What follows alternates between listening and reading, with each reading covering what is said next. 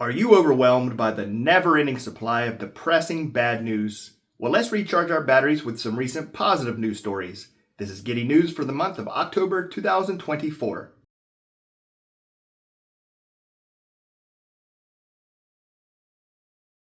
Canadian Swifties launch food bank fundraiser ahead of Toronto and Vancouver Eras Tour shows, is the Giddy News headline courtesy of Lindsay William Ross with Vancouver is Awesome, and a link to the source will be included in the description below. Since the Eras Tour began in March of 2023, Taylor Swift has donated the equivalent of hundreds of thousands of meals via food banks in every city where she performs. Food bank operators say Swift's support has been meaningful, especially in drawing attention to their crucial service for low-income people. And now, inspired by Swift's generosity, her fans in Canada have banded together for Pay It Forward, which aims to raise over $1 million for Food Banks Canada. On its website, the Canada-wide project states that they are following Taylor's lead and giving back by choosing Food Banks Canada to help them fight food insecurity in Canada together.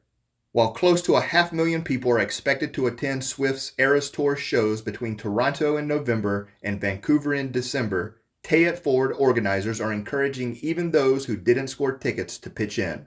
Donations can be made via the Food Banks Canada Pay It Forward fundraising portal, and I'll include a link in the description below.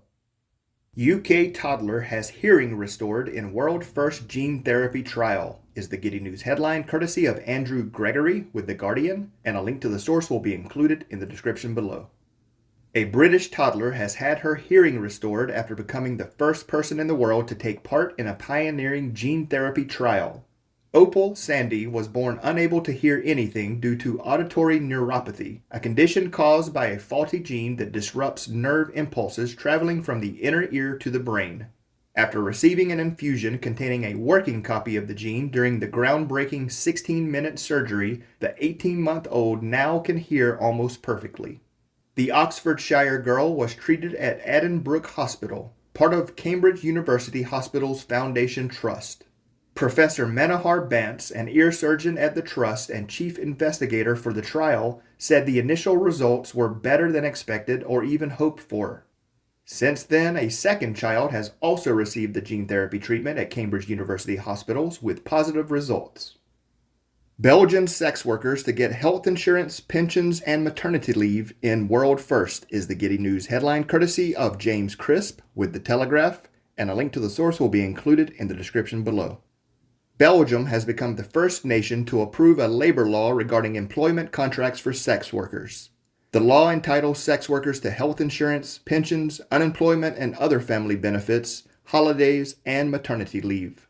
It also bestows certain rights on the worker, such as the right to refuse a client or specific sexual acts, and the right to interrupt a sexual act at any time without fear of dismissal or punishment. The contracts will be provided under the same heading as those given to hospitality workers in the restaurant and hotel sector. This is intended to ensure former sex workers can apply for other jobs without fear of discrimination. Dan Bowens, a spokesperson for the Sex Workers Union in Belgium, stated, "This law is a world first. I cannot stress enough how important this is. Belgium is really demonstrating that it aims to protect sex workers regardless of any moral judgment about the profession."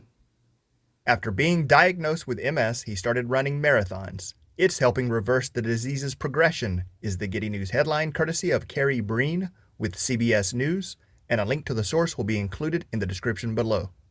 When Derek Stefuriak was diagnosed with multiple sclerosis, he was a smoker who never exercised. But everything changed at 39 when his body seized at work for about a minute, and he soon after was diagnosed with multiple sclerosis. Stefuriak said doctors told him the progressive disease was incurable, but that the best thing he could do was to get healthy.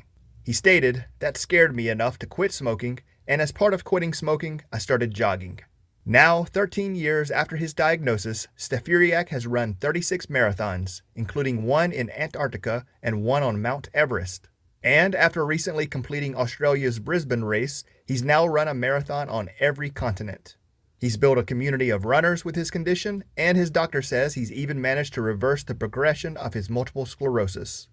Next up, he wants to run a marathon in the North Pole and at Mount Kilimanjaro. Norway sees electric cars outnumber petrol models is the Giddy News headline, courtesy of Robert Plummer with the BBC News, and a link to the source will be included in the description below. According to new numbers from the Norwegian Road Federation, of the 2.8 million private cars registered in Norway, 754,000 are all electric, while 753,000 run on petrol. Sales of electric vehicles have been boosted by tax breaks and other incentives funded in large part from the money Norway makes out of oil and gas. Many places offer free parking for electric vehicles, and their drivers do not have to pay city tolls. And while electric car owners in many other countries complain about the lack of charging facilities, there are numerous free chargers in every Norwegian town and city, with 2,000 of them in Oslo alone. The Nordic nation is now aiming to become the first nation to end the sale of new petrol and diesel cars. Currently, 9 out of 10 new cars sold in Norway are electric vehicles. Students raise over $20,000 to surprise custodian with dream Jeep is the Giddy News headline, courtesy of Yi Jin Yu with ABC News, and a link to the source will be included in the description below. A group of Virginia high school students surprised their school custodian with a new car after raising over $20,000. The sophomore students started a fundraiser hoping that they might raise enough money before they graduated to buy the car, but the donations quickly poured in. They raised over $5,000 in the first 2 days alone and reached their goal in just 3 months. A custodian at James Madison High School in Vienna, Virginia, was the recipient of the surprise Jeep Wrangler, which was his dream car. When surprised with the gift, Apraku fell to the ground in shock, but was all smiles afterwards.